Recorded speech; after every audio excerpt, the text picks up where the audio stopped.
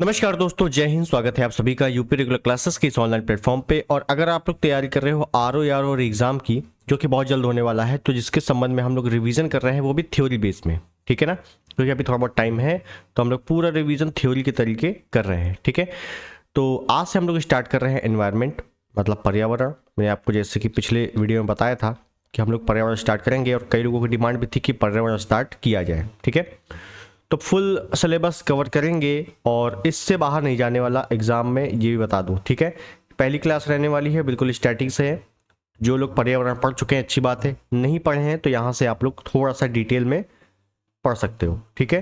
तो कुल मिला के ओवरऑल बोला जाए, आर में एनवायरनमेंट के लगभग, हालांकि इस बार तो कम प्रश्न आए हैं, लेकिन लगभग 4 से 5 प्रश्न या कभी कभी 6 प्रश्न भी देखने को मिल जाते हैं, ठीक है। प्री और मेंस दोनों की बात बता रहा हूँ। तो इसमें से काफ़ी सारे प्रश्न अभी तक क्या थे कि पीवाईक्यू बेस्ड थे, और इस बार जो प्रश्न आया था वो बहुत ज़्यादा लेंदी नहीं था, ठीक है। लेकिन अब आयोग कुछ भी कर सकता है, पैटर्न थोड़ा सा अगर चेंज है तो चीज़ों को एडवांस रखेगा, तो चाहे जितना एडवांस रखे इससे बाहर नहीं जाने वाला। क्लियर है। तो चलिए शुरुआत करते हैं इस सेशन की। उससे पहले इस चैनल पर नए हैं, सब्सक्राइब जरूर कर देना, वीडियो को लाइक कर देना और शेयर जरूर कर देना। और इस वीडियो को देखने के बाद, इस क्लास को देखने के बाद, लास्ट में मुझे कमेंट पे बताना, कमेंट करके जरूर बताना कि क्लास कैसी लगी, ठीक है। इसमें कुछ इंप्रूवमेंट करने की ज़रूरत है कि नहीं है, कि बिल्कुल बढ़िया है, मतलब ये बता देना, ठीक है। तो चलिए शुरुआत करते हैं। शुरुआत करने से पहले एनवायरनमेंट के कुछ टॉपिक्स हैं, उनको मैं बता दूं, क्योंकि एनवायरनमेंट का ऐसा टॉपिक है कि अलग अलग तरीक़ों से कवर किया जाता है, ठीक। हम कैसे कवर करेंगे, आपको कैसे करना है, वो पहले बात कर लें, उसके बाद शुरुआत करते हैं। देखिए, ये कुछ टॉपिक देख रहे हो आप, जैसे जैव विविधता, जैव विविधता का संरक्षण, मतलब इसमें जितने भी सम्मेलन हुए हैं वो सभी। पर्यावरण समस्या और समाधान, सतत विकास, धारणीय विकास इसको कह देते हैं, या सस्टेनेबल डेवलपमेंट कह देते हैं इसको, ठीक है ना। पारिस्थितिकी पर्यावरण या पारिस्थितिकी तंत्र, इसके बारे में बात करेंगे यहीं पे। प्रदूषण, यहाँ से काफ़ी अच्छे अच्छे प्रश्न बनते हैं प्रदूषण के बारे में। और फिर जैव मंडल, लास्ट में वन वगैरह भी इसी में देख लेंगे, ठीक है। तो कुल मिला के सबसे पहले हम लोग इतनी चीज़ें कवर करेंगे, क्योंकि यहीं से आपका ज़्यादातर प्रश्न पूछ लिया जाता है, ठीक। इसके बाद जो भी होगा उसके आगे कवर करेंगे। तो कुल मिला के हमारा टारगेट रहेगा कि 20 क्लास के अंदर ही, 20 क्लास के अंदर ही जितना भी पर्यावरण का पार्ट है उसको कवर कर दिया जाए। क्लियर है। तो इतना आपको ज़रूर करना है काम, कि इसको कायदे से कवर करना है, और जैसे ही ये कवर हो जाएंगे तो इसके आगे के जो टॉपिक होंगे उनको भी कवर किया जाएगा, ठीक है। समझ लेना, केवल यही है, समाप्त हो जाएगा। इसके आगे थोड़े से टॉपिक और बचे हैं इंपॉर्टेंट, जो कुछ आंदोलन वगैरह चले थे, कुछ आंदोलन वगैरह हो गए पर्यावरण से संबंधित, या पर्यावरण से संबंधित आपके कुछ एक्ट वगैरह हो गए, अधिनियम वगैरह हो गए, ठीक है ना। यहाँ से प्रश्न बन जाते हैं। इंपॉर्टेंट बुक्स हो गई, तो विविध वाला पार्ट भी यहाँ पे हम लोग लेके चलेंगे। इंपॉर्टेंट बुक्स हो गई, या इंपॉर्टेंट जो डेट्स वगैरह हैं पर्यावरण से संबंधित, तो वो भी देखते हुए चलेंगे। क्लियर है। लास्ट में आपको क्या करना है, आपको ये कवर करना है, प्लस आपको पीवाईक्यू कवर करना है। पीवाईक्यू कहाँ से, कुछ नहीं, घटना चक्र उठा लो, काम खत्म। घटना चक्र के जितने पीवाईक्यू हैं आपको कवर अच्छे से कर लेने हैं, और जितना मैं बताऊंगा इतना कर लेना है। और इसके अलावा आप ना भी करोगे कोई दिक्कत नहीं होगी, आपके सारे क्वेश्चन लगभग मिल जाएंगे। क्लियर है। तो चलिए शुरुआत करते हैं। तो शुभारंभ करते हैं आज पर्यावरण, एनवायरनमेंट की।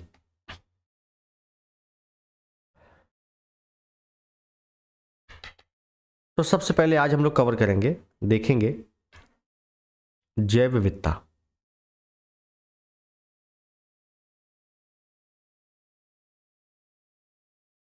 जैव विविधता,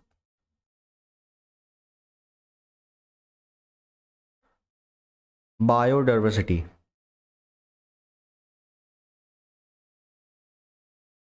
ठीक। तो जैव विविधता के बारे में आज हम लोग पूरी डिटेल ले लेते हैं। मतलब हालांकि आज तो खत्म नहीं होगा, ये चैप्टर काफ़ी बड़ा है, इसमें काफ़ी चीज़ हम लोग को कवर करनी है। तो ये भी चैप्टर पहले कवर करेंगे बहुत ही अच्छे से, क्योंकि यहाँ से प्रश्न आपको काफ़ी अच्छे अच्छे देखने को मिलेंगे, ठीक है। तो इस पर हम लोग क्या क्या पढ़ने वाले हैं पहले ये समझेंगे, ठीक है ना। क्या क्या पहले हम लोग इसमें पढ़ने वाले हैं, इस चैप्टर में क्या क्या अपने को पढ़ना है। तो पॉइंट बना के लिखते हैं।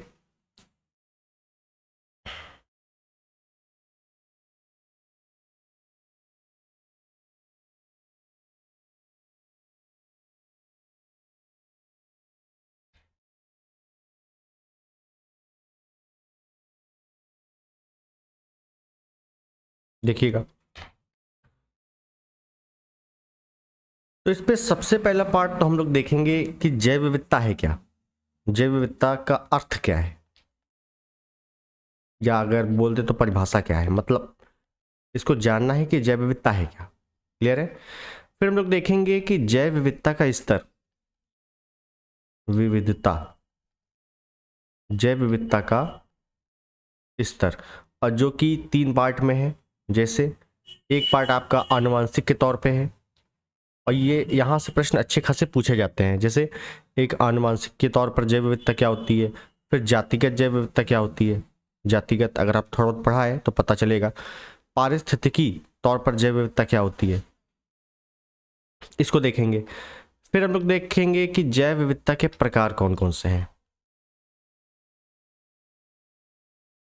जैव विविधता के प्रकार कौन कौन से हैं। तो प्रकार में हम लोग फिर 3 पार्ट में देखेंगे, जैसे अल्फा, बीटा, गामा। ठीक है, सिंबल याद रहेंगे, अल्फा बीटा गामा। ठीक है। फिर हम लोग देखेंगे कि जैव विविधता में एक पॉइंट आता है कि मेगा डाइवर्सिटी, मेगा डाइवर्सिटी देश कौन कौन से हैं। ठीक है, आपसे कई बार पूछा जाता है कि मेगा डाइवर्सिटी देश निम्नलिखित में से कौन सा नहीं है। वाह, एवं इसी में ये देख लेंगे एक और पार्ट की जैव विविधता, सॉरी, जैव विविधता हॉटस्पॉट, जैव विविधता हॉटस्पॉट के बारे में देखेंगे। क्लियर है। अभी समाप्त तो नहीं हुआ है, इसके आगे और भी चीज़ें देखेंगे। क्या है ना, एक माइंड मैप बन जाए कि इतना अपने को पढ़ना है तो बस उतना ही पढ़ेंगे, वरना बाद में कन्फ्यूजन हो जाएगी, कुछ चीज़ें छूट भी सकती है, इस वजह से मुझे लिखना पड़ेगा। उसके बाद हम लोग इसी में देख लेंगे कि ये IUCN क्या होता है, IUCN क्या होता है। और IUCN के बाद इसी के अंतर्गत कुछ संस्थाएं चलती हैं, जैसे एक है WWF, ये क्या है, IBP, ये क्या चीज़ है, और रेड डाटा बुक,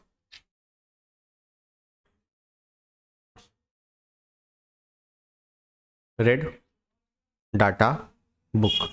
क्लियर है। इतनी चीज़ें देखेंगे। फिर हम लोग देखेंगे इसमें कि जैव विविधता का हम लोग संरक्षण कैसे करेंगे। तो जैव विविधता का हम लोग कितना पढ़ लेंगे, जैव विविधता का संरक्षण भी तो करना है। तो जैव विविधता का संरक्षण करेंगे तो किस आधार पर करेंगे, 2 आधार पर करेंगे। ये भी कैसे, एक होता है एक्स सीटू और एक होता है इन सीटू। ये आपने बहुत प्रश्न देखे होंगे, पिछले यूपी PCS का पिछला पेपर में यहाँ से प्रश्न आया था। ठीक है, ये देखेंगे। उसके बाद देखेंगे कि भारतीय स्तर पर, जो कि अपने को सबसे ज्यादा पढ़ना है, भारतीय स्तर पर जैव विविधता का संरक्षण, जैव विविधता का संरक्षण, जैव विविधता का संरक्षण एक तो ओवरऑल XC2 InC2 के आधार पर, अब भारत के स्तर पर हम जैव विविधता का संरक्षण कैसे करेंगे, और लास्ट में देखेंगे एक और कि विश्व स्तर पर कैसे करेंगे। हालांकि विश्व स्तर का अपने को ज्यादा देखना नहीं है, लेकिन थोड़ा बहुत फिर भी देखेंगे, क्योंकि यहां से भी चीजें ओवरऑल पूछ ली जाती हैं कि विश्व स्तर पर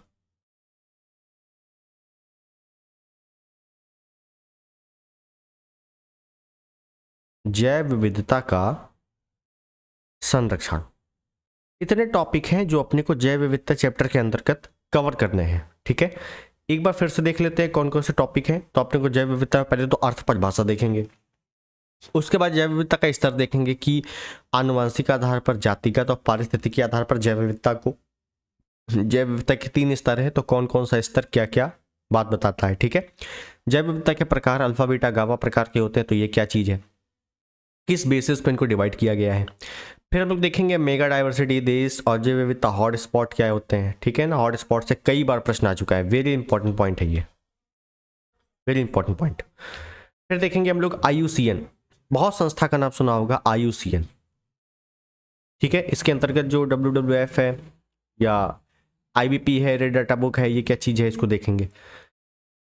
जैव विविधता का संरक्षण 2 आधार पर करेंगे हम लोग, XC2 InC2 के आधार पर, और फिर जैव विविधता का संरक्षण भारतीय स्तर पर और विश्व स्तर पर, ये 2 स्तर पर भी देखेंगे कैसे क्या पढ़ना है अपने को। ठीक है, तो ये पॉइंट आप लोग जरूर बना लेंगे। ठीक, तो अब शुरुआत करते हैं जैव विविधता कायदे से। तो जैव विविधता का अर्थ क्या है पहले तो ये देखें, ठीक है ना। शुरुआत कर रहे हैं अब हम लोग कायदे से, क्योंकि अपने को कुछ छोड़ना नहीं है। भले 1-2 क्लास एक्स्ट्रा लग जाए लेकिन पढ़ना पूरा है। तो जैव विविधता का अर्थ मतलब क्या है जैव विविधता, या अगर हम परिभाषा लिखना चाहें तो क्या लिख सकते हैं इसमें।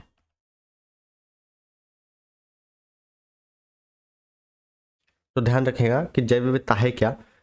अगर कोई स्थान है, मान लीजिए कोई स्थान है, इसी स्थान पर पेड़ पौधे भी हैं, मेरी बात समझिएगा, इसी स्थान पर पेड़ पौधे भी हैं, इसी स्थान पर जीव जंतु भी हैं, जीव जंतु में हम लोग भी आ गए, इसी स्थान पर सूक्ष्म जीव भी हैं। अगर इनकी बहुलता है, बहुलता मतलब अधिक मात्रा में मौजूद है किसी पर्टिकुलर स्थान पर, तो हम लोग कहेंगे कि उस स्थान की जैव विविधता अधिक है। तो जैव विविधता होने का मतलब यही है कि वहां के में पेड़ पौधे काफी मात्रा में होने चाहिए, वहां पर जीव जंतु काफी मात्रा में होने चाहिए, वहां सूक्ष्म जीव काफी मात्रा में होने चाहिए। अगर ये सब हैं तो वहां पर जैव विविधता अधिक है। अब जाहिर सी बात है, ये सब कहाँ होंगे, ये सब कहाँ होंगे, जहां पर एक नियत ताप होगा, टेम्परेचर ठीक ठाक होगा। ये सब वहां होंगे जहां वर्षा अधिक होगी, जहां वर्षा अधिक होगी। ये बात समझ रहे हो। अगर वर्षा अधिक है तो भाई पेड़ पौधे बहुत अच्छे होंगे। कि मैं आपको जब मैंने आपको जलवायु प्रदेश पढ़ाया था तब मैंने बताया था कि वर्षा अधिक होने पर सदाबहार वन पाए जाते हैं। ठीक है, आपको याद होगा। उसके बाद अगर ताप होगा अच्छा खासा तो पेड़ पौधे तो होंगे ही होंगे, सूक्ष्म जीवों के लिए भी काफ़ी अच्छा होगा। और अगर वर्षा है, ताप है, तो जीव जंतुओं का भी काफ़ी अच्छा होगा। तो ओवरऑल अगर देखा जाए, ओवरऑल अगर हम पूरी पृथ्वी को देखें, मान लो जैसे पृथ्वी है और ये क्या है, ये बीच में क्या है, ये विषुवत रेखा है। यहाँ पे क्या है, लंबवत सूर्य चमकता है। जब सूर्य लंबवत चमकता है, ताप ज़्यादा होता है तो बादल ज़्यादा बनेंगे, क्योंकि जल का वाष्पीकरण ज़्यादा होगा। और जल का वाष्पीकरण ज़्यादा होगा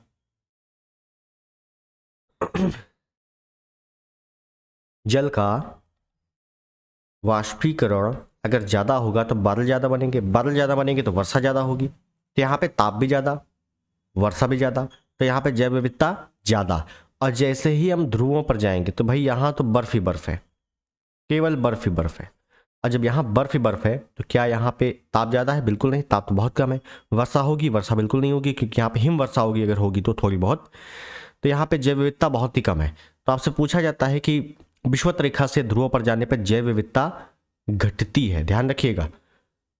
भूमध्य रेखा से या विषुवत रेखा से ध्रुवों की ओर जाने पर जैव विविधता घटती है। जैव विविधता सर्वाधिक कहाँ होती है? तो विषुवत रेखा के निकट, ध्यान दीजिएगा, विषुवत रेखा के निकट जैव विविधता सबसे ज्यादा होती है। क्लियर है? तो इसी को हम लोग अपनी भाषा में लिख लेते हैं फटाफट से कि किसी क्षेत्र विशेष, आप लोग समझ गए होंगे ना, किसी क्षेत्र विशेष या प्रदेश में पाए जाने वाले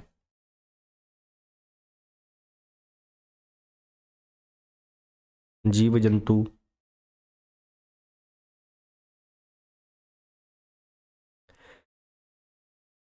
पेड़ पौधे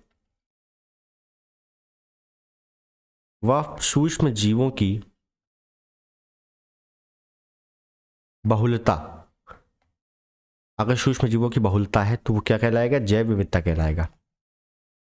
जैव विविधता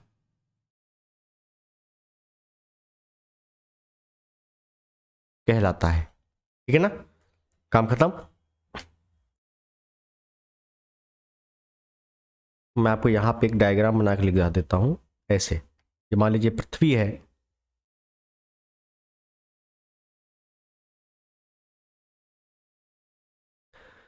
ये विषुवत रेखा है, और विषुवत रेखा में कौन सी वर्षा होती है? विषुवतीय वर्षावन पाए जाएंगे यहाँ पर 0 से 10 डिग्री में विषुवतीय वर्षावन पाए जाएंगे। मैंने आपको बताया था, क्या बताया था?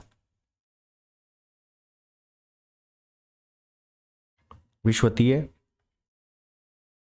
वर्षावन 0 से 10 डिग्री उत्तर दक्षिण। क्लियर है।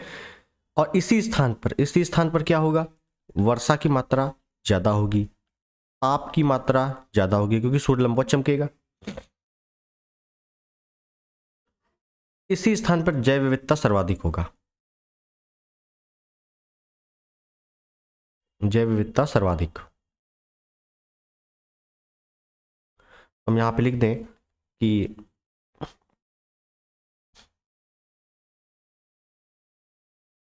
विषुवत रेखा से या भूमध्य रेखा से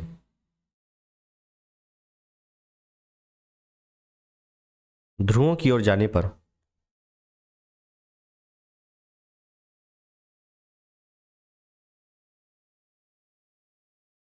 जैव विविधता की मात्रा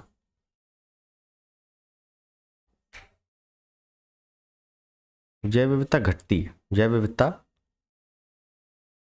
घटती है, ध्यान रखिएगा। जैव विविधता सर्वाधिक कहाँ होगी, विषुवत रेखा पर। और ध्रुवों पर जाने पर, अगर विषुवत रेखा से ध्रुवों पर जाएंगे तो जैव विविधता की मात्रा घटेगी। क्लियर है। अब दिमाग में आना चाहिए आपके कि चलो ठीक है, जैव विविधता, जीव जंतु पेड़ पौधे जहां होंगे वहीं पर।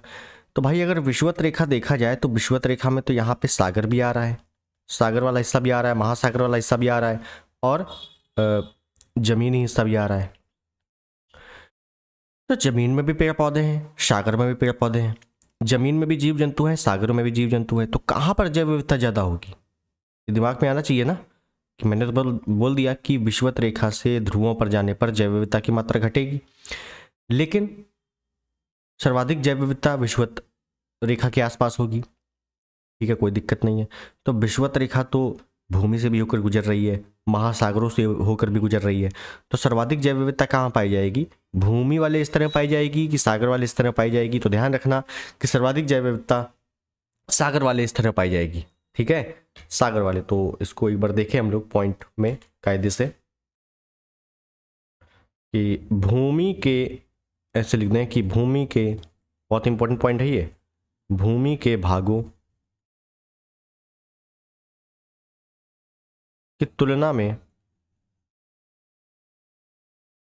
समुद्र या महासागरों में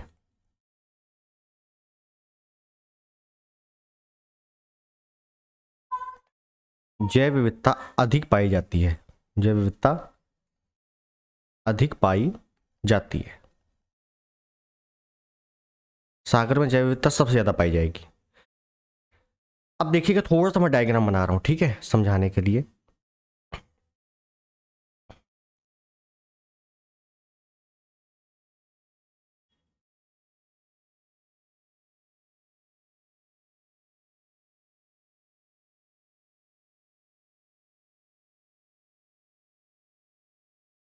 ये चीज ठीक, ये क्या है भाई, ये मैंने क्या बना दिया है,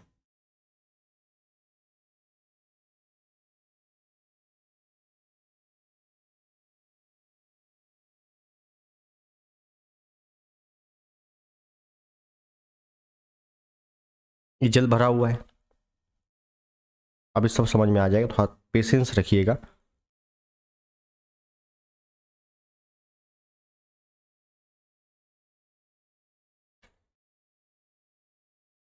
देखिए,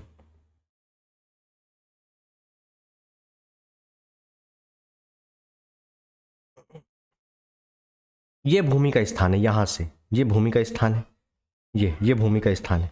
यहां से एक कट मारने मारा, एक कट मारा मैंने, ठीक है। यहां से ढलान ज्यादा हो गई है तो यहां से एक और कट मारती, ये देखो यहां से ढलान थोड़ी सी ज्यादा हो गई है, यहां से एक कट और मार दिया, कोई दिक्कत नहीं है। बस अब ये वाले स्थान को क्या बोलेंगे, अगर आपने महाद्वीपीय उच्चावच पढ़ा है, सॉरी महासागरीय उच्चावच पढ़ा है तो आपको कुछ चीजें पता होंगी। इसको बोला जाता है महाद्वीपीय निमग्न तट। क्या बोलते हैं, निमग्न तट। ये मैं आपको वर्ल्ड जियोग्राफी, विश्व के भूगोल में अलग से पढ़ाऊंगा, ठीक है ना। निमग्न तट बोला जाता है। इसको बोला जाता है महाद्वीपीय ढाल, इसको बोला जाता है महाद्वीपीय ढाल, महाद्वीपीय ढाल, और इस भाग को बोला जाता है नितल मैदान। नितल मैदान, ठीक है। ये क्या है, ये जो देखो थोड़ा सा ऊंचा है ना, ये क्या है, उच्चावच, इसको बोलते हैं महासागरीय उत्थान, थान बोल दो, ठीक है ना। ये क्या है, ये सबसे गहरा भाग, तो सबसे गहरा है तो इसको गर्त बोल दो, गर्त बोल दो, क्या दिक्कत है। इसको क्या बोलेंगे, इसको बोलेंगे कटक। ये सारी चीजें बस आपको याद रखनी है, बस आगे जब मैं अलग से पढ़ाऊंगा इसको तो सारी चीजें आ जाएंगी। इसको क्या बोलते हैं, इसको बोलते हैं गुयॉट। गुयॉट किसकी तरीके दिख रहा है, चबूतरे की तरीके, तो इसको बोलते हैं महासागरीय चबूतरा, महासागरीय चबूतरा। बस अब यहां मैंने क्यों बनाया ये, अब समझिएगा। जैसे ही कोई सागर में जाएगा, अगर आप महासागर देखे हो तो आप मान लो यहां खड़े हो, यहां पे, यहां खड़े हो, जैसे ही जाओगे तो सबसे पहले आपको यहां से लेकर यहां तक एक हिस्सा मिलेगा जिसको बोला जाता है महान सागरीय निमग्न तट बोला जाएगा। क्या बोला जाएगा, निमग्न तट। यहां से लेकर यहां तक ये वाले हिस्से को क्या बोलेंगे, निमग्न तट। यहां पे आप आराम आराम से जा सकते हो, ज़्यादा ढलान नहीं है, लेकिन यहां से लगा के नीचे एकदम सर्र से गिर जाओगे, इसको बोलेंगे ढाल, ठीक है। और उसके बाद पड़ेगा नितल मैदान, और नितल मैदान में भी क्या होगा, एक होगा उत्थान होगा, थोड़ा सा ऊपर उठा होगा, एक गर्त होगा, एक कटक होगा, एक गुयॉट होगा। मतलब नितल मैदान में तमाम आकृतियां पाई जाती हैं, ठीक है। तो आपसे बहुत बार पूछा जाता है कि कटक का निर्माण, महासागरीय कटक का निर्माण निम्नलिखित में से होता है। ऑप्शन ए निमग्न तट में, ऑप्शन बी महाद्वीपीय ढाल में, ऑप्शन सी गर्त में, या ऑप्शन डी नितल मैदान में। तो ध्यान दीजिएगा, नितल मैदान में उत्थान का भी निर्माण हो रहा है, गर्त का भी हो रहा है, कटक का भी हो रहा है, गुयॉट या चबूतरे का भी हो रहा है। क्लियर है, तो ये सब चीजें आपसे पूछी जाती है। लेकिन हमारा जो मकसद था केवल इतना जानना कि महासागरों में जैव विविधता अधिक पाई जाती है।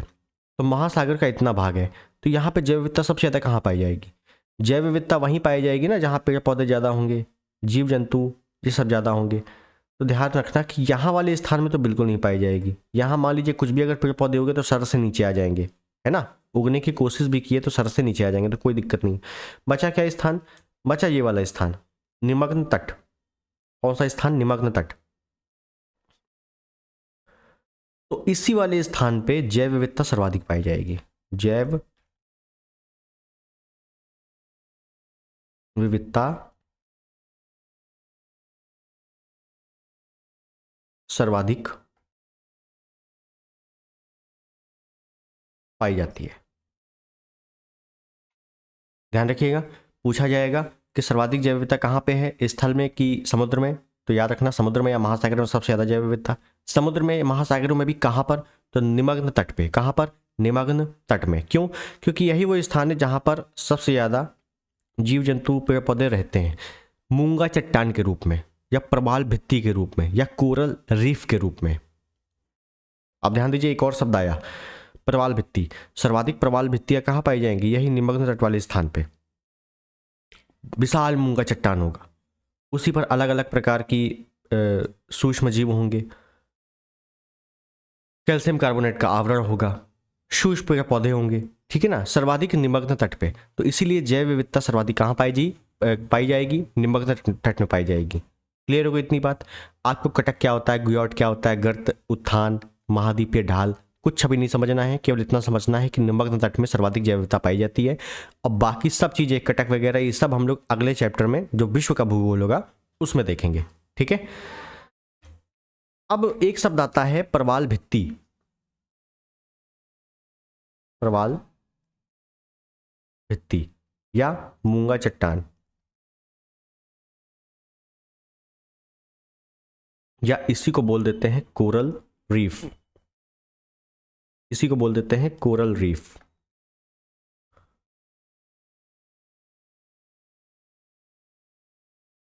ठीक, अब ये क्या होता है इसको देखेंगे, मूंगा चट्टान के बारे में पूरी डिटेल ले लेंगे, ठीक है।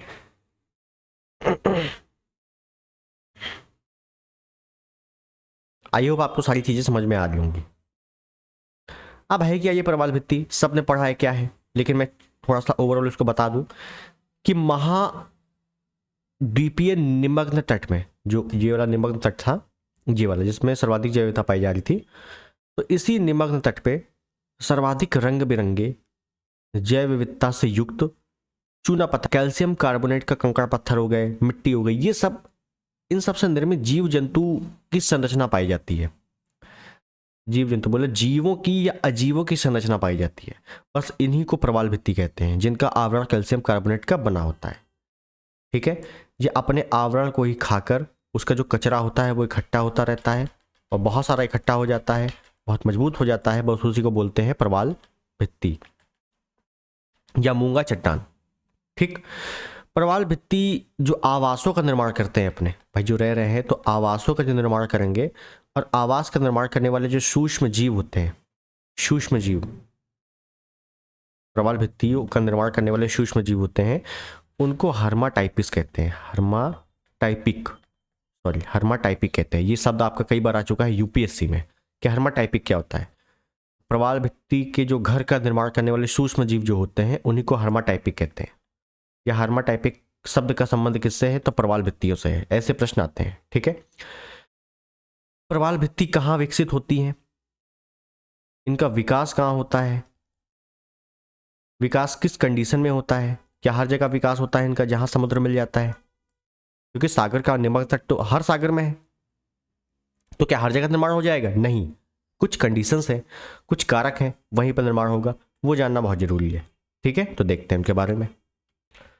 देखिए कुछ चीज़ें लिखते हैं, उसके बाद आगे देखेंगे क्या है। ठीक है, समझने वाली चीज़ें। तो ऐसे लिख दें कि महाद्वीपीय निमग्न तटों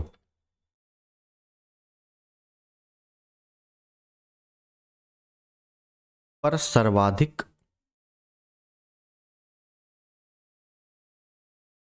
रंग बिरंगे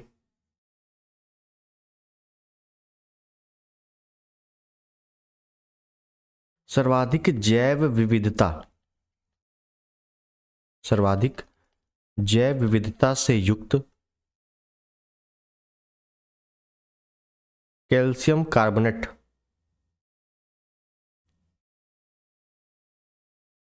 या इसी को बोलते चूना पत्थर,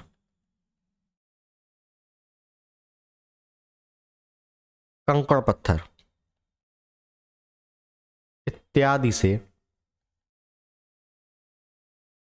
निर्मित जीव, कौन सा जीव? प्रवाल भित्ति वाले जीवों की संरचना को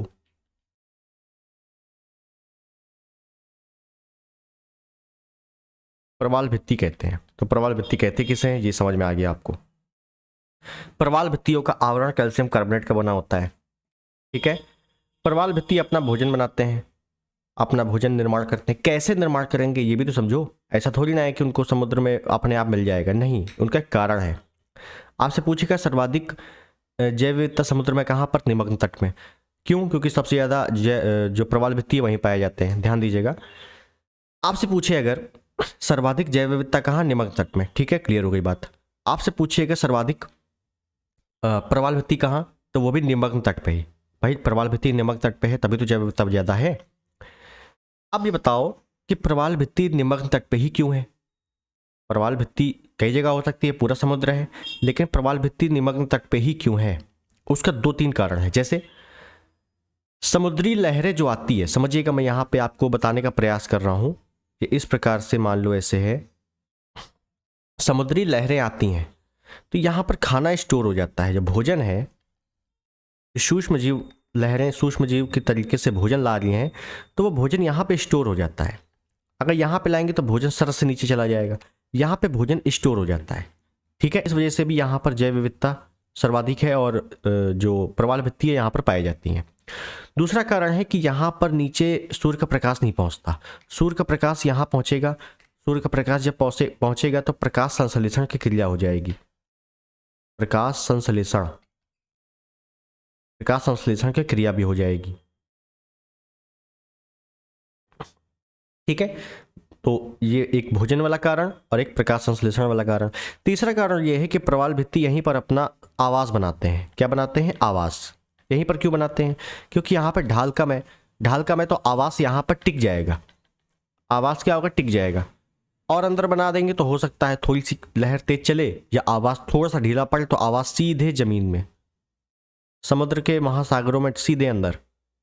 ठीक है, तो यहाँ पर ढाल कम है, इस वजह से आवाज़ का भी निर्माण यहाँ पर हो जाता है आसानी से। इस वजह से यहाँ पर प्रवाल भित्ति की विकास की दशाएं पाई जाती हैं।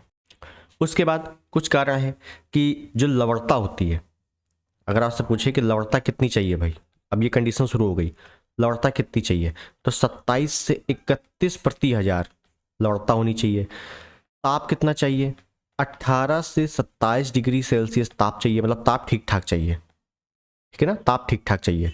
इसका मतलब क्या हुआ, 18 से 27 ताप चाहिए, इसका मतलब हुआ कि ध्रुवीय क्षेत्रों में प्रवाल भित्तियां नहीं पाई जाएंगी।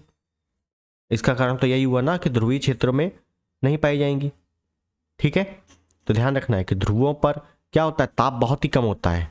जब ताप कम होगा तो ना वहां पर जैव विविधता पाई जाएगी, ना प्रवाल भित्तियां पाई जाएंगी। प्रवाल भित्तियां वहीं पाई जाएंगी जहां जैव विविधता सर्वाधिक है। क्यों, क्योंकि जैव विविधता को भी होने के लिए ताप और वर्षा अधिक चाहिए, और जो प्रवाल भित्ति है उनको भी होने के लिए ताप अधिक चाहिए। 18 से 27 ठीक ठाक टेम्परेचर होता है। ठीक है, एक क्वेश्चन आया था कि प्रवाल भित्तियां नदियों के मुहाने पर पाई जाती हैं या डेल्टा क्षेत्र में पाई जाती है। ध्यान रखिएगा, जो डेल्टा क्षेत्र होता है नदियों का, डेल्टा क्षेत्र क्या होता है, जहां पर नदियां गिरती हैं। मान लो अगर मैं भारत की स्थिति लूं, भारत के क्योंकि पता है आपको, तो नदियां ऐसे आ रही हैं, ये काफ़ी सारी नदियां पश्चिम की ओर या पूर्व की ओर बह रही हैं, तो मान लो ऐसे पूर्व की ओर बह रही हैं, तो यहाँ पर डेल्टा बहुत हुआ, तो यहाँ पर जैव विविधता नहीं पाई जाएंगी। क्यों, क्योंकि नदियों के मुहाने पर या नदियों के डेल्टा वाले क्षेत्र में अगर जैव विविधता पनपा तो भाई वो तो जो नदी है उसके प्रेशर से खत्म हो जाएगा ना उसका घर, प्रवाल भित्तियों का। भाई जो नदी का प्रेशर आ रहा है उसकी वजह से तो प्रवाल भित्तियों का जो आवास है वो तो नष्ट हो जाएगा। तो ऐसे क्षेत्र जहां पर नदी के मुहाने हैं या डेल्टा क्षेत्र है वहां पर प्रवाल भित्तियों का विकास नहीं होता है। ठीक है, क्यों, क्योंकि नदियां तीव्र गति से आती हैं, स्पीड ज़्यादा होती है, तो जैव विविधता सॉरी जो आवास है उनका, मूंगा चट्टान का या प्रवाल भित्तियों का, वो नष्ट हो जाएगा। नष्ट हो जाएगा कोई मतलब नहीं है। ठीक है, तो ये कुछ कारक हैं जो मैंने आपको बताए।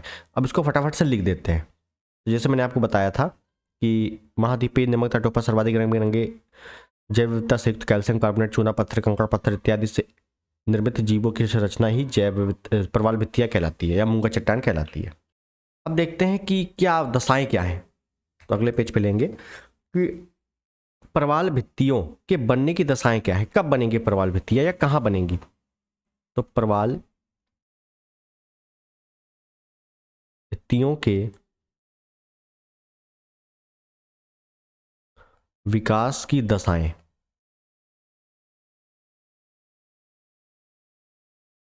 देखते हैं। एक एक दशा लेंगे, तो पहला दशा लेंगे कि भाई प्रवाल भित्तियों का निर्माण, जो मैंने आपको बताया है वही लिख दे रहे हैं। ठीक है ना, प्रवाल भित्तियों का निर्माण केवल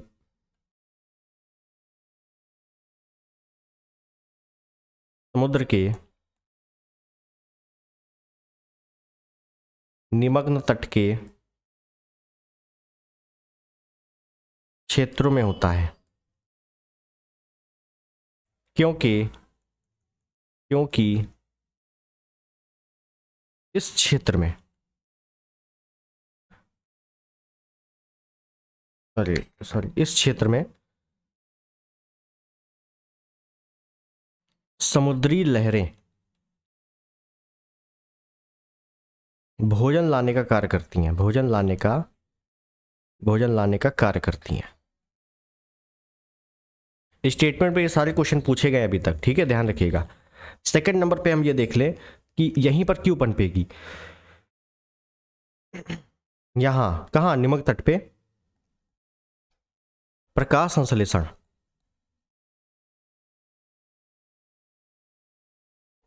की क्रिया संभव है, क्रिया संभव है। थर्ड,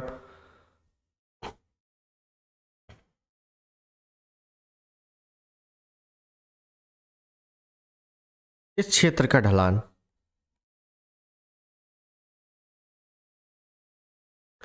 कम होने के कारण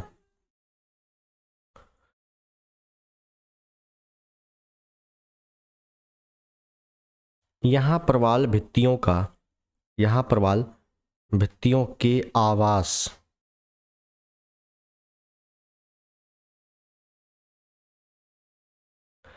का निर्माण आसानी से होता है। आवास का निर्माण आसानी से होता है। ठीक है, तो ये कुछ पॉइंट है। 2-3 पॉइंट और लिख लो।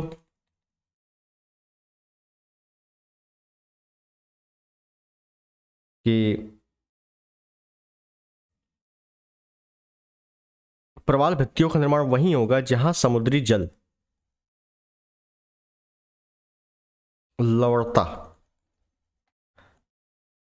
27 से 31 प्रति हजार के मध्य होगी। अगर इससे ज्यादा है, मान लो अगर अधिक लवणता हो गई तो प्रवाल भित्ति नष्ट हो जाएगी, कम हो गई और इससे कम हो गई तो पोषण नहीं मिलेगा तो वैसे ही नष्ट हो जाएगी। तो कुल मिला के इतनी मध्य होनी चाहिए। ठीक है, 5वां पॉइंट देख लें कि समुद्री जल का ताप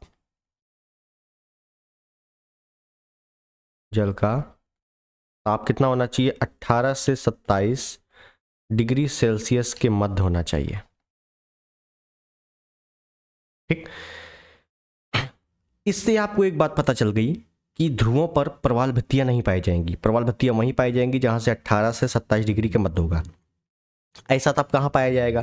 तो विषुवतीय क्षेत्रों में ही ज्यादा पाया जाएगा, भूमध्य रेखा वाले क्षेत्रों में ही ज्यादा पाया जाएगा, ध्रुवों पर बिल्कुल नहीं पाया जाएगा। क्लियर है? एक लास्ट पॉइंट, बहुत इंपॉर्टेंट पॉइंट लिख दें कि नदियों के मुहाने, जो मैंने आपको लास्ट में बताया कि नदियों के मुहाने या डेल्टा क्षेत्र, जहां पर डेल्टा क्षेत्र होता है, जहां पर नदियां गिरती हैं, एंडिंग पॉइंट होता है डेल्टा क्षेत्र में, प्रवाल भित्तियों का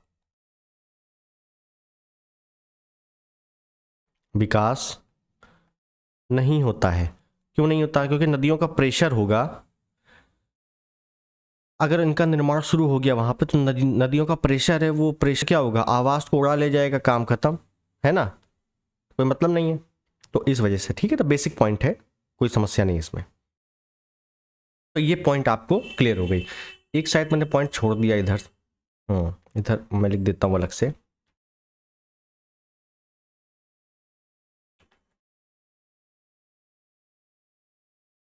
प्रवाल भित्तियों के आवासों का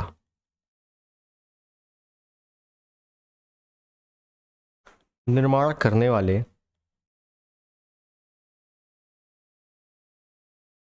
सूक्ष्म जीवों को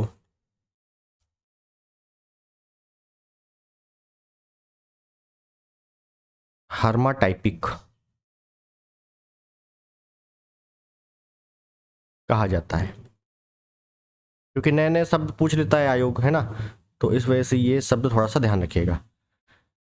ये हो गई अपनी सारी चीजें। प्रवाल भित्तियां जान गए, प्रवाल भित्तियों के क्या क्या कंडीशन होती है पनपने की, प्रवाल भित्तियां कहाँ पाई जाती है, कहाँ नहीं पाई जाएंगी, ये सारी चीजें आपने समझ ली। अब समझना है कि प्रवाल भित्ति कहाँ है वर्तमान में, चाहे वो विश्व स्तर पे हो, चाहे वो भारत के स्तर पे हो, कहाँ है। ठीक है, तो एक नाम मैं अलग से लिख रहा हूं, इसको इसी में लिख देते हैं, चलो। ग्रेट बैरियर रीफ पढ़ा होगा आपने, बिल्कुल पढ़ा होगा। ग्रेट बैरियर रीफ क्या है भाई? ये है विश्व की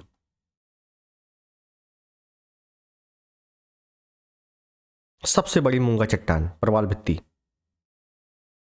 सबसे बड़ी मूंगा चट्टान कहाँ पे है? तो इसको तो मैं मैप में बताऊंगा कहाँ पे है। तो इस प्रकार से अगर मैं थोड़ा सा ऑस्ट्रेलिया का मैप बना दूं, ये तस्मानिया बना दूं, तो ये वाले पोर्शन में पाई जाएगी, ये वाले पोर्शन। ये क्या है? ये क्या है? ये है ऑस्ट्रेलिया का उत्तर पूर्वी क्षेत्र, उत्तर पूर्वी क्षेत्र। और ये कौन सा प्रांत है? ये है क्वींसलैंड।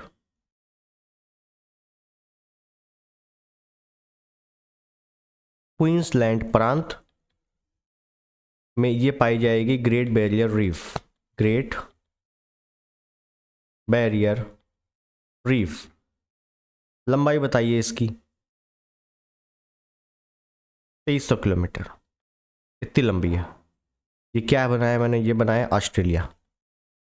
ऑस्ट्रेलिया, ठीक है, ध्यान रहेगा बहुत अच्छे से, आपने इतना पढ़ ही लिया होगा, ठीक है। ऑस्ट्रेलिया के उत्तर पूर्वी, लोकेशन याद रखनी चाहिए, ऑस्ट्रेलिया के उत्तर पूर्वी क्षेत्र में ग्रेट बैरियर रीफ सबसे बड़ी मूंगा चट्टान विश्व की क्वींसलैंड प्रांत में पाई जाती है, 2300 किलोमीटर लंबी है। और ग्रेट बैरियर रीफ को समुद्र का बगीचा भी कहा जाता है। समुद्र का बगीचा एक उपनाम है। समुद्र का बगीचा किसे कहते हैं? ग्रेट बैरियर रीफ को कहते हैं। क्लियर है? ये तो हो गई विश्व की बात, जो मैंने आपको ऑस्ट्रेलिया जब पढ़ाया था उसमें बताया था। अब बात करते हैं भारत में प्रवाल भित्ति कहाँ पाई जाएगी। तो भारत में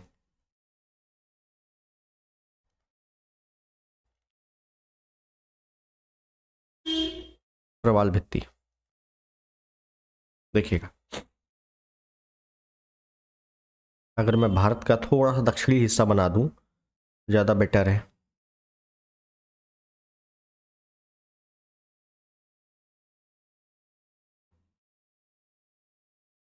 ठीक है, कुछ इस प्रकार से।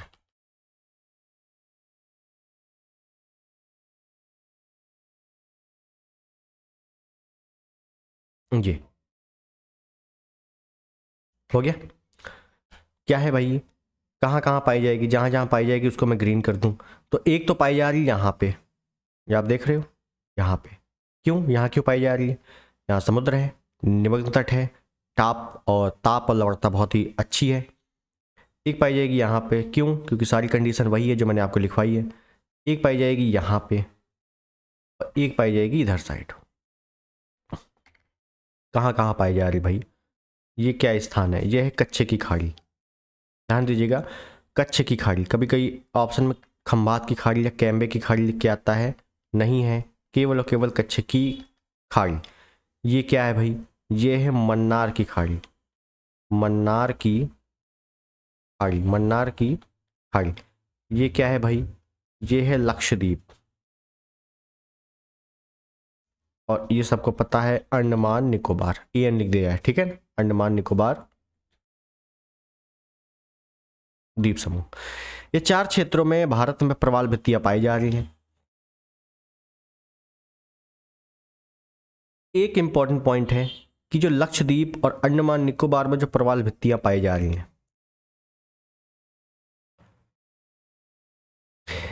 तो इनमें जो संरचना है प्रवाल भित्तियों की वो कैसी है? उनको बोला जाता है एटॉल। ये शब्द याद रखना है आपको, एटॉल। एटॉल का मतलब क्या होता है कि घोड़े नाल की तरीके, घोड़े नाल की तरह प्रवाल भित्तियां पाई जाएंगी, ठीक है ना। घोड़े की नाल आपने देखी है, उसी आकार में प्रवाल भित्तियां पाई जाएंगी। कहाँ? लक्षद्वीप और अंडमान निकोबार द्वीप समूह में। मन्नार की खाड़ी और कच्छ की खाड़ी में ऐसा नहीं पाया जाएगा, बिल्कुल। ये केवल और केवल एटॉल संरचना केवल और केवल भारत में 2 जगह पाई जा रही है, एक है लक्षद्वीप और एक है अंडमान निकोबार द्वीप समूह। क्लियर है? ये पॉइंट ध्यान रखना है, आपसे एटॉल कई बार पूछा जा चुका है। क्लियर है? अब ये तो एटॉल मतलब थोड़ा सा बना लेना ऐसे घोड़े की नाल की तरीके, इस प्रकार से, ठीक है, देखा होगा आपने, ठीक। तो पूछा जाएगा घोड़े की नाल के तरीके भारत में मूंगा चट्टान निम्नलिखित में से किस किस क्षेत्र में पाई जाती है? लक्षद्वीप, अंडमान निकोबार द्वीप समूह, बस काम खत्म। क्लियर है? 2 पॉइंट लास्ट के हम लोग लिखेंगे कि बहुत इंपॉर्टेंट पॉइंट है कि विश्व की अधिकांश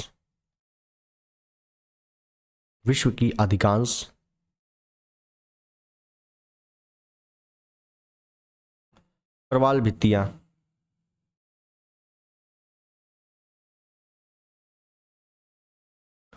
उष्णकटिबंधीय क्षेत्रों में पाई जाती हैं। क्यों? क्योंकि भाई यहीं पर लवणता जो है कितनी होती है? 27 से 31 प्रति हजार। जो ताप है देखो, ये है ना 27 से 31 प्रति हजार, और जो ताप है कितना चाहिए? 1827 डिग्री सेल्सियस। और ऐसा ताप कहाँ पाया जाएगा? एक ही जगह पाया जाएगा, उष्णकटिबंधीय क्षेत्रों में। मैंने लिखा है अधिकांश, तो एक है अपवाद। क्या? नॉर्वे देश के तट निकट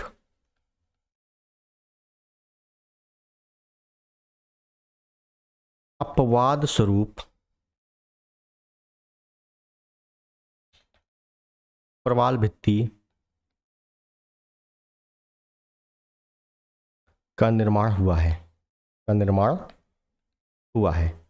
नॉर्वे। आप कहोगे नॉर्वे तो बड़ा ठंडा मतलब देश है, वहाँ कैसे प्रवाल भित्ति हो गई? अभी तो आपने बताया है कि प्रवाल भित्ति और गठबंदी है, प्रवाल भित्ति वहाँ पाई जाएगी जहाँ जैव विविधता सर्वाधिक। तो प्रवाल भित्ति का निर्माण वहाँ पे इस वजह से भी हुआ है। एक कारण जो मैं आपको बताऊं कि आपने सुना होगा गल्फ स्ट्रीम, जो एक गर्म जलधारा है गल्फ स्ट्रीम, वो नॉर्वे क्षेत्र में चली जाती है, ठीक है ना। वहाँ पे थोड़ा सा मौसम मतलब नॉर्मल कर देती है, इस वजह से एक हो सकता है। लेकिन आपको ध्यान रखना है कि एक ही क्षेत्र है नॉर्वे, वहाँ पर एक अपवाद के रूप में, एक्सेप्शन के रूप में प्रवाल भित्ति का निर्माण हुआ है। क्लियर है? आपको ध्यान रखना है। बाकी नॉर्मल है, जो मैंने आपको बताया वही ठीक है। ठीक, तो ओवरऑल हमने काफ़ी चीज़ें आज देख ली, और काफ़ी चीज़ें देखने का मतलब है हम लोगों ने देख लिया है परिभाषा, अर्थ, परिभाषा क्या होता है, और इसी पे प्लस करके लिख दीजिए प्रवाल भित्तियाँ। प्रवाल भित्तियों को भी हम लोगों ने देख लिया है, ठीक है। तो कुल मिला के ये वाला पार्ट समाप्त। अब अगले पार्ट में हम लोग को देखना है जैव विविधता का स्तर, आनुवांशिक, जातिगत, पारिस्थितिकी। क्लियर है? तो काफ़ी हम लोग डिटेल चल रहे हैं, तो बिल्कुल भी टेंशन नहीं लेना है एनवायरनमेंट में। जितना करवाऊँ उतना, और आप लोग PYQ करोगे उतना कायदे से, ठीक है। तो आई होप वीडियो आपको यहाँ तक पसंद आया होगा। आज के लिए हम लोग इतना ही रखते हैं, अगले टर्न पे बाकी हम लोग स्टार्ट करेंगे। वीडियो पसंद आया हो, चैनल पर नए हो, सब्सक्राइब कर देना, और ज़रूर कमेंट में बताना कैसा ये वीडियो था, ठीक है ना। कंटेंट कैसा था? कंटेंट इंपॉर्टेंट होना चाहिए अपने लिए, क्योंकि एग्ज़ाम जो निकलेगा वो बेहतरीन कंटेंट को पढ़ने से ही निकलेगा। क्लियर? तो मिलते हैं अगले वीडियो में, तब तक के लिए नमस्कार, जय हिंद, वंदे मातरम।